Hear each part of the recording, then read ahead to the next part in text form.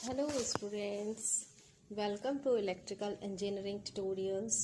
मैं शिवानी शिवहरे आप लोगों के साथ इलेक्ट्रिकल इंजीनियरिंग का एक इम्पॉर्टेंट सब्जेक्ट डिस्कस करूंगी, जिसका नाम है यूटिलाइजेशन ऑफ इलेक्ट्रिकल एनर्जी।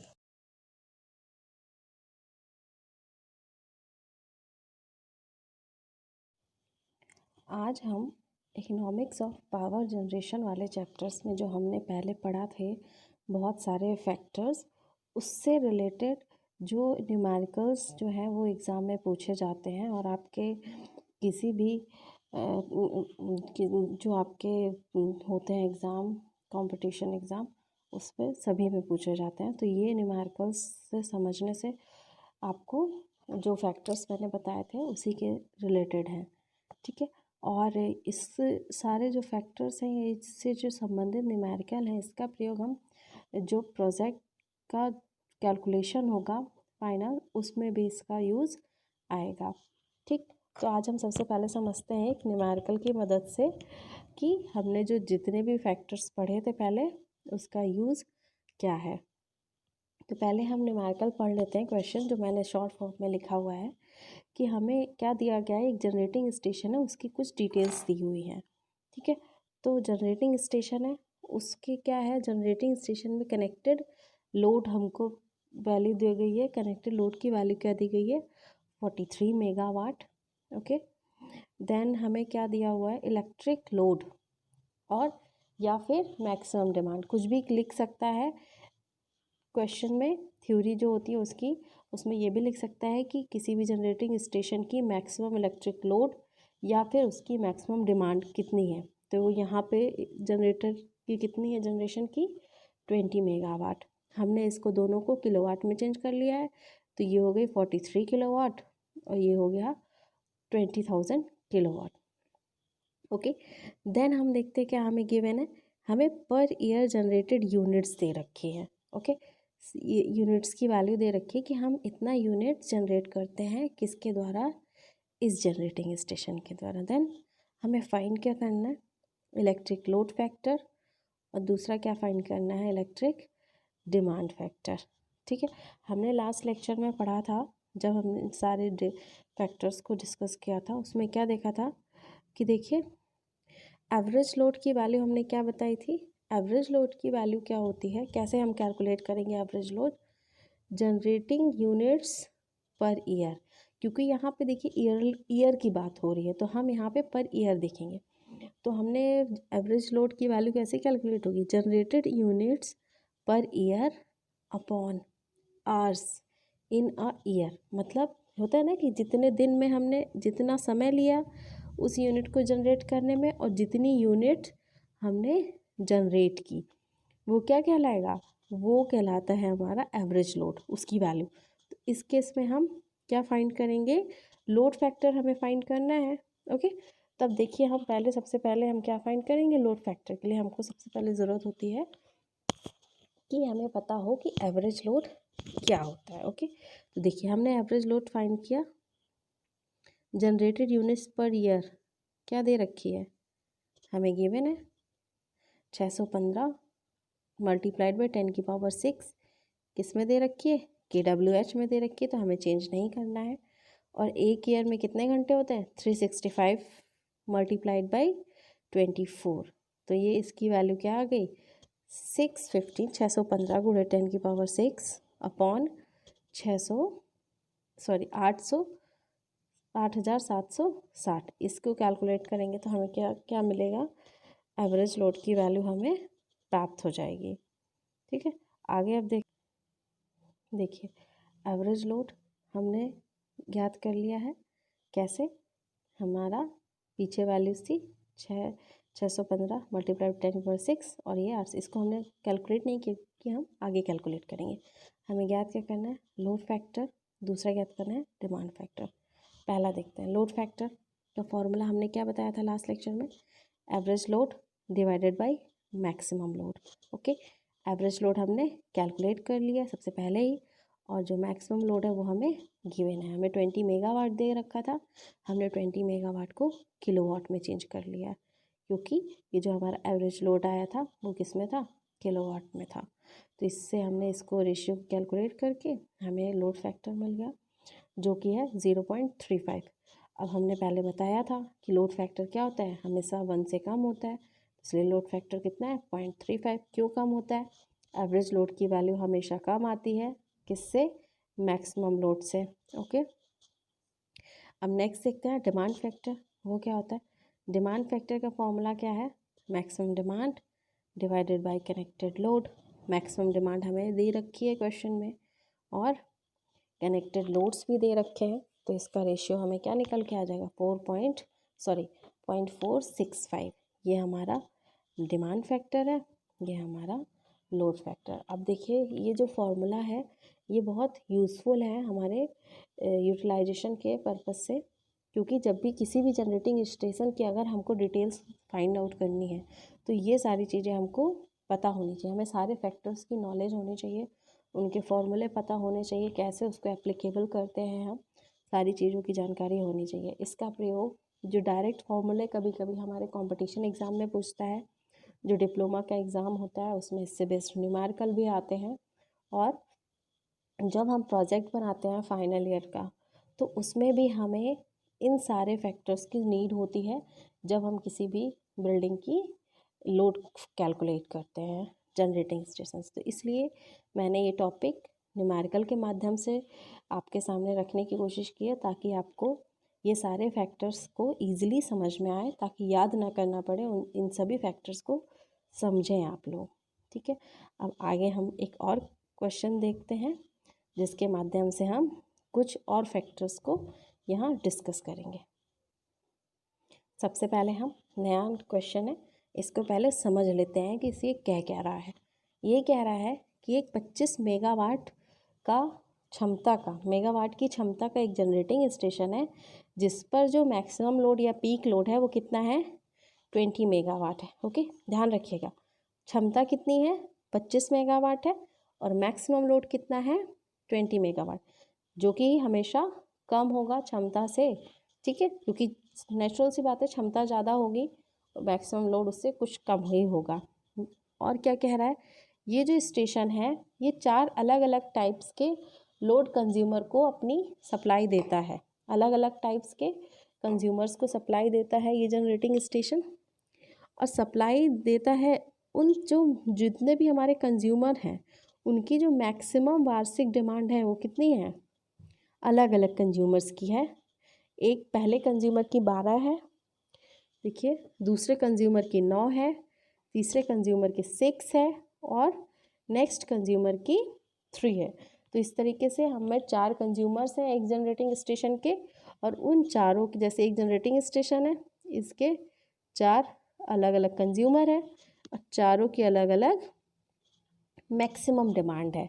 ठीक है, ये जनरेटिंग स्टेशन इसकी अपनी अलग मैक्सिमम डिमांड है, ये ज़रूर ध्यान रखिएगा। ये एक जनरेटिंग स्टेशन की मैक्सिमम डिमांड होगी और दूसरी जो कि ये यहाँ 20 है जनरेटिंग स्टेशन की, और जो अलग अलग स्टेशन अलग अलग कंज्यूमर्स हैं उनकी अपनी अलग मैक्सिमम डिमांड होगी, जो कि यहाँ मेंशन है। तो क्वेश्चन पहले समझ लीजिए, समझ में आ गया होगा आई होप। नहीं समझ में आया हो तो आप कमेंट में लिख सकते हैं, जो भी चीज़ आपको कन्फ्यूज़न हो। आप देखिए क्या क्वेश्चन इसमें हमसे आंसर क्या चाह रहे हैं। फर्स्ट क्या चाह रहे हैं कि हमको ईयरली एवरेज लोड चाहिए। ओके, हमें फाइंड करना है पहला पॉइंट कि एक साल में कितना एवरेज लोड होता है इस जनरेटिंग स्टेशन का।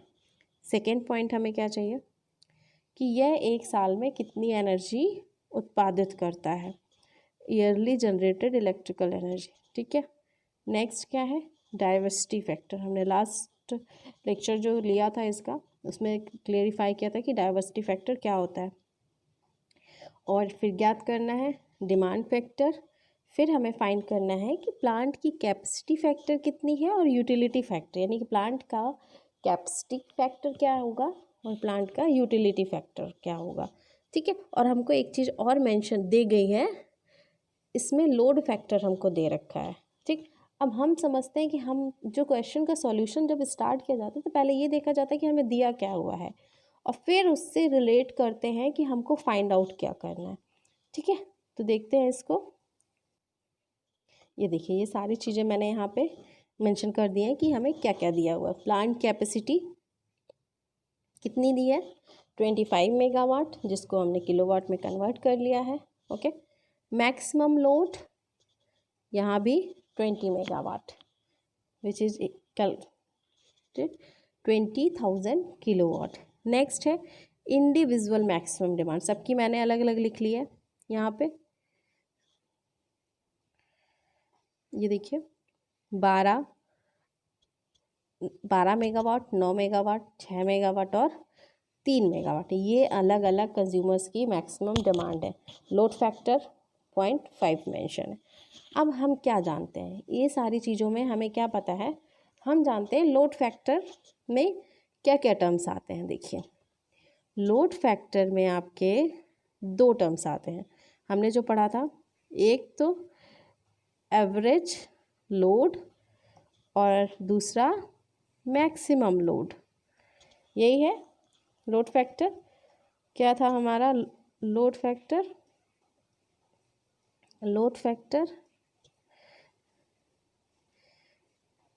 Average load divided by maximum load. Okay, अब हमें यहाँ पे देखिए क्या क्या है, हमें ज्ञात क्या करना है, एवरेज लोड।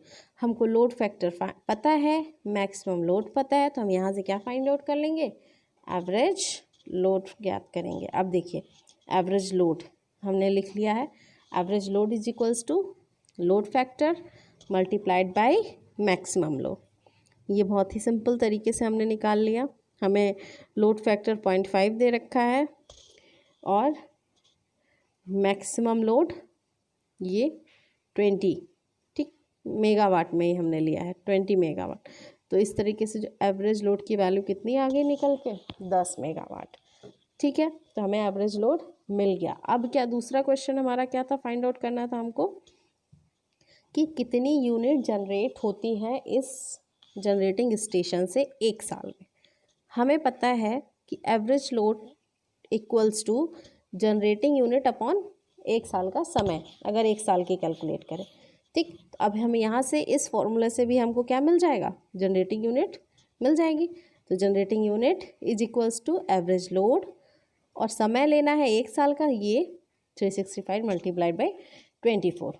और एक चीज़ देखिए याद रखिए, हमारा जो ये यूनिट एवरेज लोड यहाँ पे क्या दे रखा है, मेगावाट में, तो लेकिन जो यूनिट्स निकल के आती हैं वो किस में निकल के आती, किलोवाट आवर में निकल के आती। तो इसको हमें किस में चेंज करना पड़ेगा, किलोवाट में चेंज करना पड़ेगा। तो मल्टीप्लाइड बाई 10 की पावर, ओके। अब देखते हैं किलोवाट में हम इसमें चेंज करते हैं। ठीक है, अब देखते हैं यहाँ पे फॉर्मूला हमने फॉर्मूला में वैल्यू पुट की 10, ठीक है, मल्टीप्लाइड बाई 10 की पावर 3। तो ये किस में कन्वर्ट हो गया, ये किलोवाट में आ गया। ये समय है, इसको सॉल्व किया हमने, तो ये 10 की पावर 3 और ये 10 की पावर 4 हो जाएगा। ओके, और इसका मल्टीप्लाई क्या आता है, 8760। तो ये निकल के आ जाएंगी हमारी इतनी यूनिट, 8760 मल्टीप्लाइड बाई 10 की पावर 4 यूनिट। इतनी यूनिट ये स्टेशन एक साल में जनरेट करता है। देखिए इससे हमें पता चल गया ना कि एक जनरेटिंग स्टेशन के कुछ टर्म्स हमको दे रखे हैं, उससे हमने उसकी सारी डिटेल ज्ञात कर ली। इसीलिए ये सारे फैक्टर्स को समझना बहुत ज़रूरी है, इसलिए मैं यहाँ देखिए। अब अगला क्या है, नेक्स्ट हमें क्या फाइंड आउट करना है, डाइवर्सिटी फैक्टर फाइंड करना है। देखिए डाइवर्सिटी फैक्टर हमने पहले क्या बताया था लास्ट में, सम ऑफ पर्सनल मैक्सिमम डिमांड, जो हमको इंडिविजुअल मैक्सिमम डिमांड दे रखी थी ना अलग अलग कंज्यूमर की क्वेश्चन में, उसी का सम और डिवाइडेड बाय जनरेटिंग स्टेशन की मैक्सिमम डिमांड कितनी है।